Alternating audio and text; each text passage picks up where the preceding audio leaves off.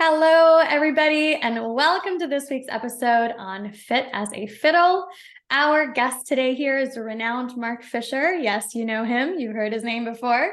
Mark is the co-founder of Business for Unicorns, and he's also the co-founder of New York City's wildly eccentric Mark Fisher Fitness, which I had the wonderful opportunity the week of my birthday, actually this year, to go and take a class and experience for myself the magic and power of creativity in fitness and thinking outside of the box in fitness. And I'll tell you guys a little bit more about my experience and all of that in just a moment here. But a warm welcome to you, Mark, for coming onto the show. I know you are so busy, but you've made time for us and you've had a lot of amazing life events this last few months as well, which you can surely share. So thank you for being here today and for giving us some time. Yeah, thank you. My pleasure. Happy to be here. Yeah. So, well, I'll let you kind of dive into your work first. By the way, for listeners, Mark has a TED Talk and tons of other kind of things that you can learn about his work and kind of read up on the amazing things he's done in the fitness industry itself over the last several years. But Mark, for listeners who have been living under a rock and don't know too much and aren't maybe part of specifically the New York City community and Broadway and fitness, I'd love for you to just share a little bit about your journey and the work that you're doing right now.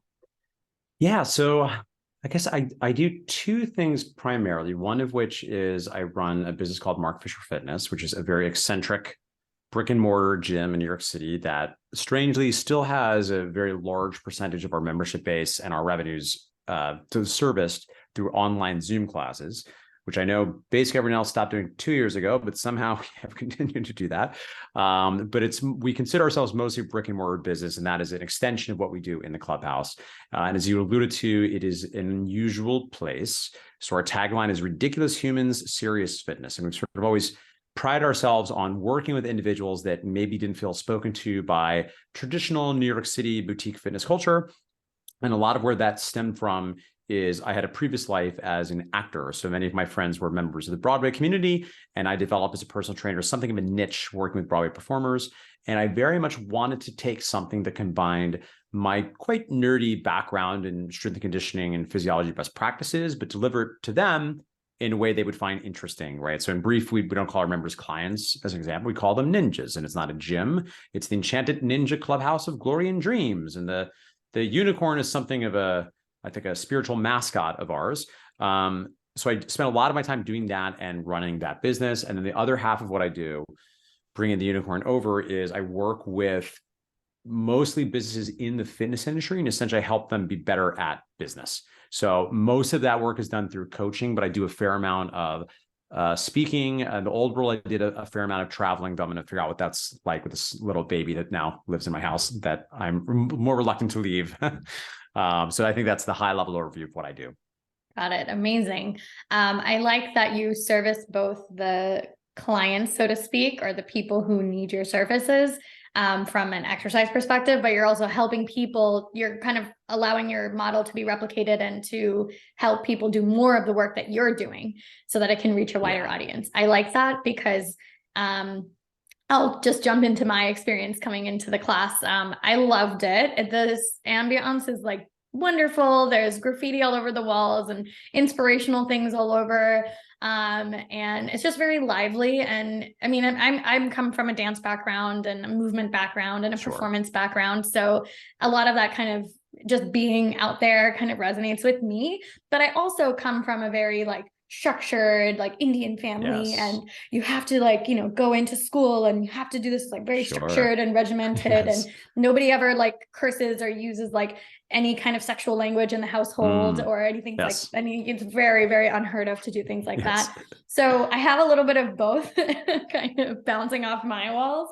And so going in there and, you know, just having fun and just being expressive. And I remember the instructor, I think his name was Chad, if I remember correctly. You know, he like allowed us to like talk about like, what are you bringing into today's session? Who is your ideal, you know, like somebody who you idealize as a leader, like what does that quality mean in you? And we started to just like talk about leadership while we were in one of our stretches. And I was like, this is awesome. It's like, I think it was like 8 a.m. or something really early in the morning. But I was like, just feeling really good about all of that. And then by the end of the class, he ended up in his underwear. And we were just dying laughing. And it was just this great way to start the day, and so nice, and so like not structured, but structured at the same time. Like we were still like hardcore, like, you know how you said, what is it? Ridiculous humans? Serious fitness. Serious yes. Fitness. Yes. Oh, it was serious fitness. Like my glutes were on fire, and I was like working really hard, and harder than I do in my own home workouts for sure. My butt was getting kicked in a really, really good way. That's why I wanted to go. And I just loved enjoying exploring like different things. It wasn't just about like getting my body. It was like getting in my mind and getting in my body. Yeah. And I loved that. So yeah, I mean, certainly something from our inception.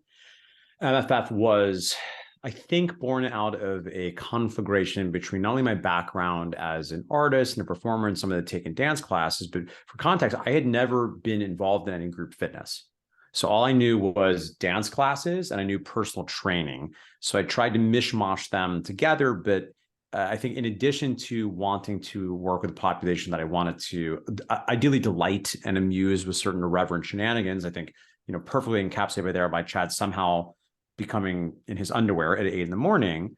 But because I think my other real passionate interest in life had been philosophy, cognitive psychology, what are these best practices of developing mental frameworks that allow us to more elegantly deal with the adversity that's going to happen in our life and more effectively create the life that we want, right? And fitness, I think, is often a deeply underestimated, I think, foundation for that, right? The human body is not a robot. So if we want to live a good life, there's certain physiological inputs that just kind of have to happen. At the very best you can say is if they're not there, you're at a deficit. So I think one thing that's been fun for us over the years, and I love that this was your experience with Chad. I made a note to send him a positive, affirming voice text after this. Is there was also a discussion about leadership. Who are leaders you look up to? What qualities do you like? And that, I love that he did that, because I think it's just such a great example of a not hyper systemized way, because certainly it was not like, all right, everyone, today we're going to talk about leadership. But I think Chad very much within the framework that we gave of the classes, which, as you mentioned, the classes are actually like very structured, right? It's like program design. It's like, the classes we run at MFF, without getting the nerdery of the program design piece, of course, is done on timed modules so that individuals can sort of self-select based on their level of fitness, as opposed to our small group personal training classes, or I should say sessions, which are a little more similar to what people think of when they think of strength training, which are going to be more very specific rep ranges and exercises based on creating, certain adaptations you'd like the body to make. So I'm really heartened to hear that was the particular version of MFF you got that morning. Because that's basically it. Good workout. Chad's in his underwear saying crazy things, and we're talking about leadership. Perfect. I love it. That's amazing.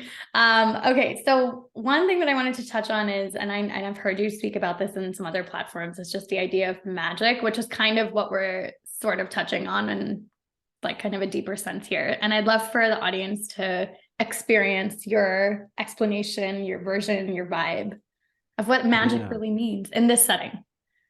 Yeah, it's funny. So this will be interesting too, because I'm sure I spoke in the specifically in the TED Talk, which was so long ago now, I don't remember what I said. So I'll give you my up-to-date definition if I were on the spot to have to describe it. But I'll say this, I mean, so much of when I think about Mark Fisher Fitness at its best, there's a tension between creating systems that are consistent, everything from the program design to the consistency of like very specific standards as far as how someone is greeted, what the customer experience looks like, with the fact that magic by definition is an interruption of an expectation, right? So it's this really interesting dynamic. On the one hand, we need things that are consistent and systematic to deliver a repeatable service.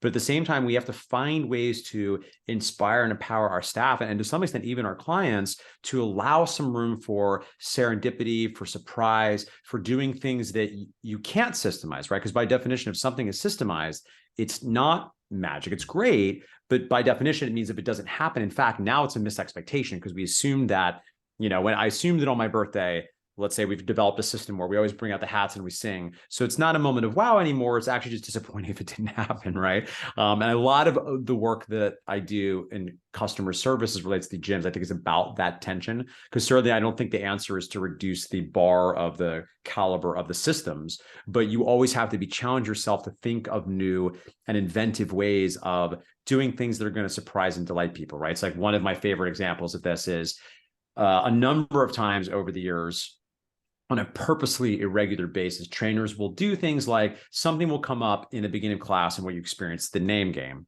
where maybe they'll do, at the end of the class, you had a magic wand, what's one thing you'd love to have? And a trainer will sneakily run out and send someone around the corner to a bodega to get whatever the thing was at the end of class. They're able to present them with this thing. And, to my mind, what I love about that is it creates such a human, personalized moment that hopefully knocks us out of, fitness in general can become, I don't want to say rote, but the reality is, it's your, chop wood, carry water, right? Like you're sharpening the saw. There's something about that practice that requires some regimentation. So I love sprinkling these unexpected moments of serendipity upon them. And I feel very lucky to work with a lot of people that are creative because, I'll tell you, as somebody that runs the business, it's something we think about a lot. It's something we talk about a lot, and it's wonderfully impossible, right? Because you cannot systemize it. All you can do is try to make the space for it. And then when you see it, acknowledge it, right? And certainly a lot of my role as a leader is to like shine light, like, oh, look, you did that thing, or give people resources, right? So for instance, there is this hopefully doesn't make us feel less magical, but there's a budget every month that is just for trainers to give personal gifts to the ninjas, things that are like hyper personal. Now that doesn't scale, right? And we have other things that scale, things that every month we pull a specific spreadsheet that, cues this kind of action. But I'm so interested in how we use those human moments to knock people out of I think day-to-day life, which can be, even in a place like MFF, when you're there for a long time, can, the spark will just kind of wear off, right? So in many ways, it's I think another metaphor I'd use is it's almost like committing to being in a long-term monogamous relationship, right? After those first few months, it requires, I think, real discipline and rigor to continue to look, to find ways to create mystery with each other and explore what it is that you need now and who you're growing into.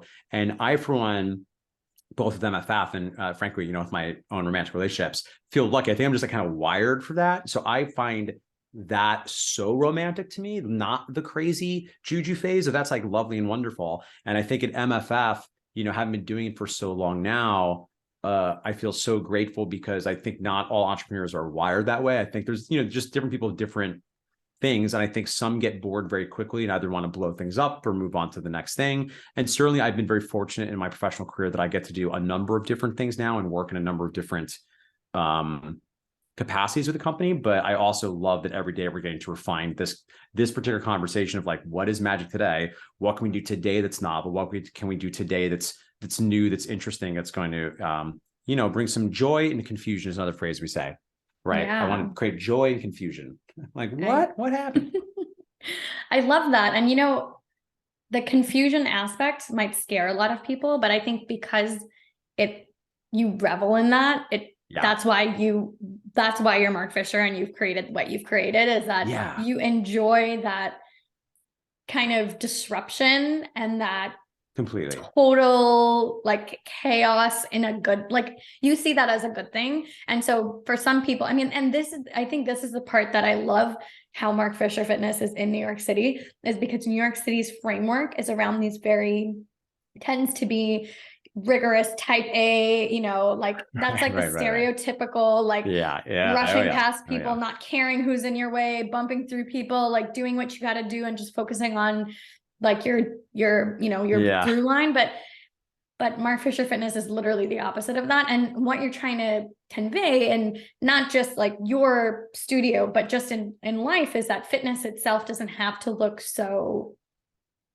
streamlined and black and white. Yeah. And certainly, there are different, I think, aesthetics for how people like to approach this work. But yeah, I think for me, philosophically, there's something about fitness I alluded to before, because I think being in your body for so many people is a thing that requires work. Particularly, again, my population, we always like love it for is I love misfit toys. You know, you're not dealing with a lot of people that necessarily have had historically positive relationships with their body, right? A lot of my own, again, I think personal pursuits of healing outside of my professional work, you know, coming to really understand this, certainly I'm sure intersects all of your work about there's certain somatic things that are happening. A part of our process as humans is looking to engage in a process of evolution and healing, not just for ourselves, but as an act of love for the people around us, so that you know, we're not inadvertently rubbing our traumas and triggers on other people, which of course we're all going to do sometimes, right? We're none of us perfect.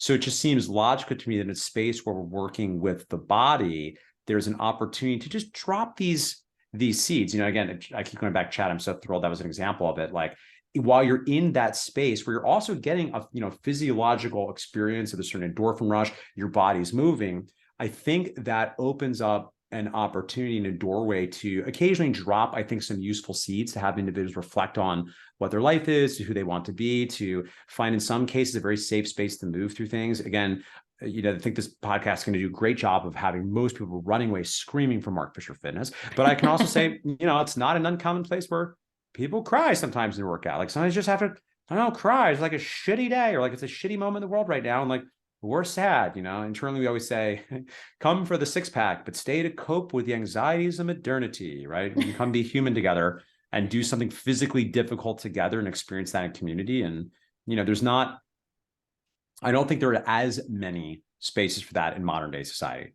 right? And I wouldn't go so far as to say explicitly the intention is this, but in many ways, a lot of these community-based fitness facilities begin to function as secular churches, right? Because I think humans have a need to find a space to come into. Now, certainly that's not necessarily the experience for, like, you know, every class, right? Again, this is part of the art of how you're trying to systemize this thing. It's very, I'll tell you, it's very hard on our end, because sometimes, you know, you have somebody come in and they have this amazing, incredible breakthrough with class and they're bawling and they're going to quit their job. And it's amazing. And sometimes they come in and like, it's just a good class, right? And that can make, you know, for me, as I'm thinking about the experience, can be a little bit chunky, right? And sometimes I think we're a victim of that success, because you can't have a cathartic peak breakthrough in tears every time you come to class. And if you were, we might need to have a conversation. There might be some other things going on that other professionals are suited to help. But yeah, I mean, certainly this type of stuff is a thing I'm obviously most interested in, because I certainly am interested in the physical piece too. And it's something from day one we've always taken very seriously. And so we invest a lot of time in continuing education and trying to do well. But it occurs to me that if we zoom out, you know, I think about like what we would articulate internally is the mission of MFF. Explicitly, fitness is not discussed, right? The mission is to unlock and amplify each human's inherent power to live their best life. I happen to think fitness and somatic work more broadly is a powerful tool to create that opportunity. Yeah. And I think that, just toggling off what you just said, creating the regimented workout program is the easiest part, because as long as you have some evidence-based approach to it. Yeah. If you're in the ballpark, yeah, like for general population, right? You know, it's not, if you're not trying to be like an Olympian, like. Yeah. My dad, who has no like foundation in any exercise, like education, can come up with a 20-minute routine and do it in the basement if he wanted to, with his few weights that he owns. And he would get some very positive impact from that. Yep. Yeah. And he would get great impact. But I think the piece that you're touching on was like everything else that comes in, that the fitness amplifies that, and the somatic, psychosocial, experiential piece amplifies the fitness as well. They kind of they go hand in hand with each other. And that's 100%. The whole unlocking the human potential that you're getting at, is that I'm biased because I'm a physical therapist and I think movement is freedom and movement is love and movement is life. And so I'm obsessed with that. And you won't have to convince me, but for people who aren't bought into it, they'll realize pretty quickly that you can, like, this movement, you start moving your body, everything starts unlocking in different ways. True. So true. I'd love to touch base on the business for unicorns aspect of things, because I think that's very fascinating. And I'm just curious what you do there and what does that day-to-day look like for you? So business for unicorns works almost exclusively, not entirely. We mostly work with other training gyms like Mark Fisher Fitness. When I say training gym, I'm talking about a very specific kind of gym that tends to be coach led. They may, or in many cases, don't have open access to equipment and machines. The format it is delivered in is usually class-based and or what can be called small group personal training, right? So for people not from those terms, broadly, you're trying to get as close to you can as personal training, but you're doing it with a few people at a time because there are some benefits for the client as far as community and retention behavior change goes. And there's some benefit to the business, right? Because largely, I would say part of the focus of that business is working with individuals that are great trainers and are great humans, but aren't yet always great business people. Because there is an art to how do we facilitate training programs, training experiences that are in line with what we, consider to be best practices, but do so in a way that works for all parties, which means you have to charge enough money, but obviously not charge too much. Though I'll tell you that's rarely been a situation I've seen, because the people we tend to work with, again, tend to be trainers that open up a facility and then we're like, oh, wait, I have workers' comp. I have to pay? Wait, I have to pay taxes? And then oftentimes we have to go in and help them triage some decisions they made early on because they opened up a facility with the best of intentions and didn't realize that, unfortunately, when you open up a business, you're no longer just a trainer, and you're probably not predominantly a trainer. You have now responsibilities to vendors and to landlords and to a growing stable of clients. And if you start hiring other individuals, and a lot of that stuff can be very, very stressful, particularly because I have a belief about business for unicorns that I think is true. And I don't know, maybe this is just like me fantasizing this, but I feel like we just find really kind people that are really, they're not necessarily like the arms folded strength and conditioning coach, though. The thing I find most maybe satisfying is we actually do get a fair number of them that at first blanch, I assume you likely would have beat me up in high school, but then I get to know them, and by dint of you choosing to work with us. Now, Business for Unicorns is not nearly as out there a brand as Mark Fisher Fitness, but compared to, the industry where you tend to have all, a similar kind of looking person, it's like the fact, even that, for instance, that, my business partner is an openly queer man, the fact that this strength coach with arms folded chooses to come and work with us, invariably, I find it beautiful when I inevitably discover their beautiful, soft, nuggety center inside this face that doesn't particularly move in this tatted up, bald body, and helping them find ways to impact the communities they feel called to serve, and take something that they love and make the biggest impact they can in their community. Like, it's really satisfying. It is really, really fun. I love that. And I also really love that you just said it's somebody that can beat me up in high school. Yeah. I love that. I've often said, so this is another interesting way to think through the arc of my career, that to some extent, Mark Fisher Fitness was built for my high school friends, and Biz for Unicorns was built for the kids that I didn't get along with in high school and that didn't like me. Oh, that's so a it's good been way this to think strange healing thing about oh wow, you probably would have made me feel very bad about myself, but now you're in your mid-30s and we get to have these really intimate coaching conversations about your business that actually are actually also unlocking these communication issues you're having with your wife and your children, and your life not quite working out yet the way you want and being uncertain how to move in that direction. And it's very healing. It's very, very healing. Yeah, is the word I would say. I love that. I love it so much. So how does Mark Fisher stay healthy? What do you do for your fitness personally? Yeah, so it does vary. I mean, I'll say the thing that is maybe always most surprising to people is I'm usually working with a coach. So I'm usually hiring and outsourcing it because I find, and right now, I'm in holiday land and all of that means now my floor, I would say, after being in this game as long as possible, is probably higher than other people's floor. But because I'm not working with a coach right now, I'm not really training as hard as I could. I'm not training as thoughtfully as I could. I'm not eating probably as dialed in. And some of that is intentional, right? I often think about life having seasons, or of late, I've come to really enjoy the metaphor of rotating your crops, right? So I'm in a season where the crops are rotated right now, and I'm really enjoying martini season, right? And, apple pie season, in part because I know that January will be a different season. And at that point, I'll, like many people, sort of move through the rhythms of the year. It'll be time for okay, let me put away the martini for a while and just focus on training very hard. So that's the first thing I would say. I think getting into the brass tacks at a very high level, from a training perspective, it's nothing particularly mind-blowing. I tend to lift weights, I would say on average 3 to 5 times per week. I tend I shoot for about 90-ish minutes, maybe 2 hours of what I would call zone 2 cardio, right? So like relatively lower intensity cardio just for heart health. I'll try to get 1, maybe 2 slightly longer, more intense, maybe high intensity interval training style workout to really push up my heart to very high levels.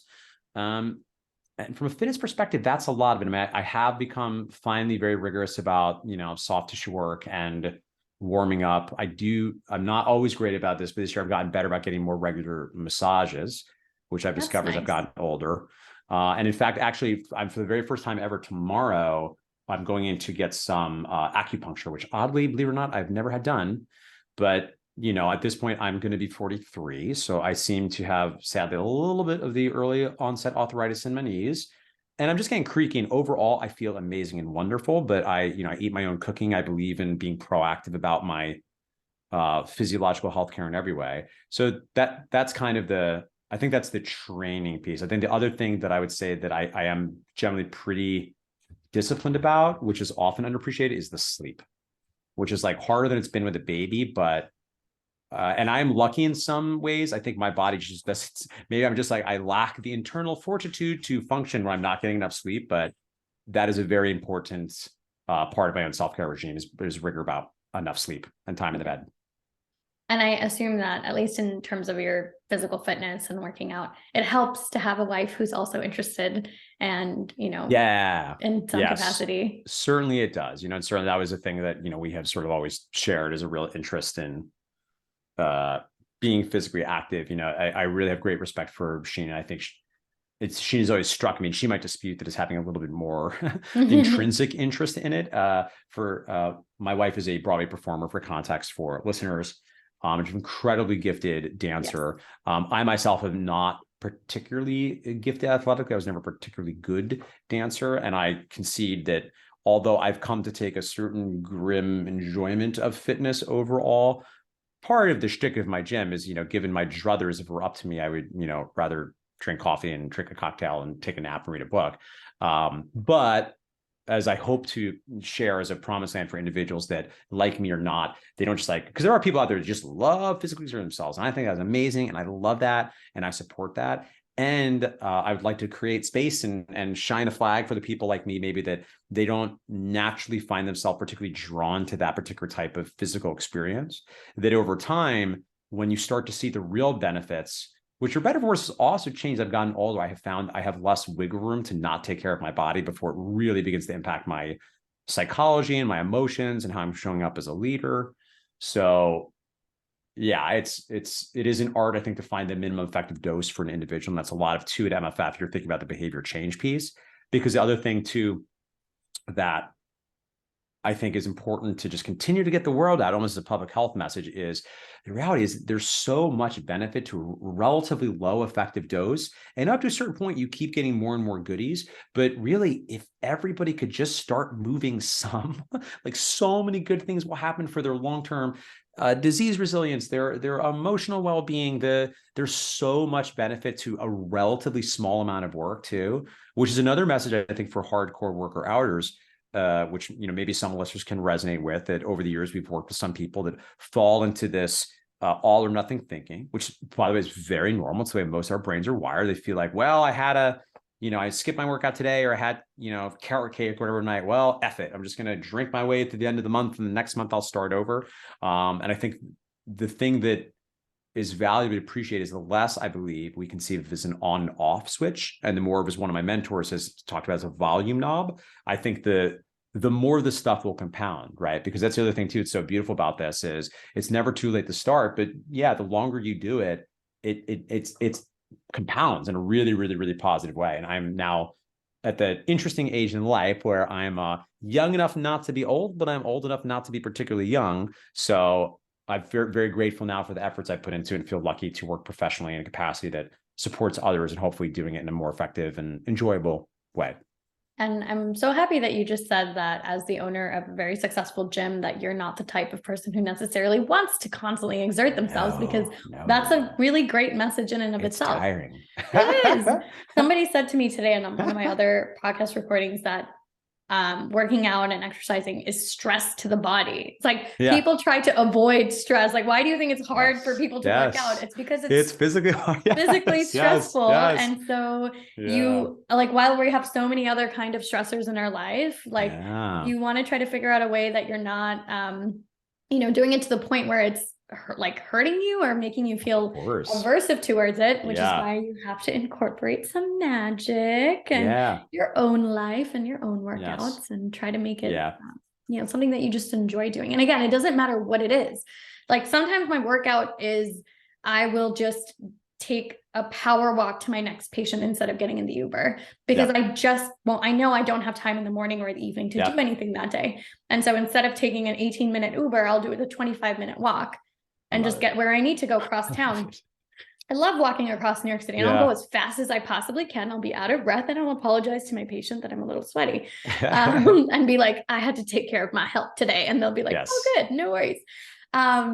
But yeah, I think I love the message and I hope that people are inspired by this today because it's definitely inspirational to me. And just talking to you finally after like seeing your face after so many email communications and seeing you in other platforms, it's so lovely to hear your story one-on-one and to hear your message. And I can't wait to see what more you do. I know you have other business ventures and other things as an investor going on. And I'm excited to see what else you're going to be coming up with and disrupting this whole industry of fitness more and more.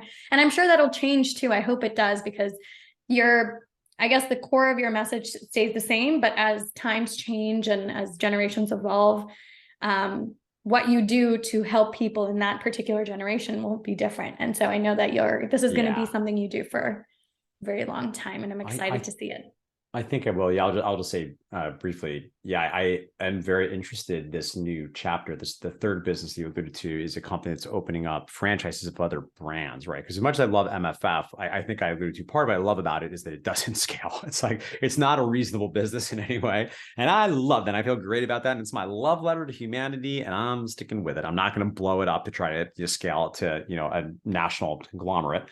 But as it happens, I'm very interested now to take what I've learned about business, to take what I've learned from MFF, what I've learned from coaching, and work in a franchise model with a brand I'm really enamored with that specifically does small group personal training in a way that I think is very, very good and in line with my beliefs and ethos for how one really takes care of the human body. And specifically, it's focused on people that are 45 and older, which I think, again, I'm not too far from that myself. That population, I think, is not only the business brand, not only is like, wow, that's a lot of discretionary income, as a lot of people need this help. But, I'm getting older too. And as much as, our industry and our country, there is a proliferation of a lot of, potentially valuable class-based group concepts, which can certainly serve the place. And I'm a fitness agnostic, but, I know I'm preaching the choir here, talking with like a physical therapist. We have to consider the challenges of, yes, I understand we want to scale things. Yes, we want to have like a big experience. But, you're imposing load on joints in the human body. And I think this company, Alloy, has done a really good job of creating they're scaling something that I previously didn't think was very scalable. So I'm very excited to be a part of that brand and hopefully contribute in growing it and, helping more people find. It's very different than MFF, but I think it's a really great solution for a certain type of person that life is going to be massively improved by having a fitness solution that works for them. I love it so much. So Mark, if people want to learn more about any of your various things that you're doing, how do people learn more and get in touch? Yes. You can find my home base is markfisherhumanbeing.com. Markfisherfitness.com and businessunicorns.com are the businesses we've discussed. I do post pictures of my baby on Instagram at markfisherhumanbeing, though that's basically all I post there. And actually, if anybody's listening in the off chance you are either a training gym owner or you just like small business, markfisheryoutube.com will take you right to a relatively new venture of mine, which is a YouTube channel where I talk a lot about everything from leadership to customer service to building a team to finances to all the things about business that gym owners need to know if they want to actually succeed in making a big impact on their communities and create a life that works for them and their families. Amazing. I'll drop all of that in the show notes below. So listeners, please have a look. I highly encourage you to check out Mark's work. And if you are based in New York City or if you're planning to visit at some point, please take a class. Yes. Mark Fisher's news. It's in Come like join the circus. Hell's Kitchen, I want to say. Is that right? Yeah. Yeah. Hell's That's right. Kitchen, just right by like Lincoln Tunnel area. It's not hard Yep. to get to at 39th all. and 9th. Yeah. Easy walk from Yeah. Times Square, trains. Exactly. And so if you plan on coming, I highly encourage you to take a class, doesn't matter which one, and just experience the magic, because you will definitely enjoy it and think back on it, I'm sure. So thank you so much, Mark, for your time. Thank you for the work that you do. And hopefully, as you're growing and doing all these amazing things, we'll have you on the show again in a couple of years to talk about some new stuff.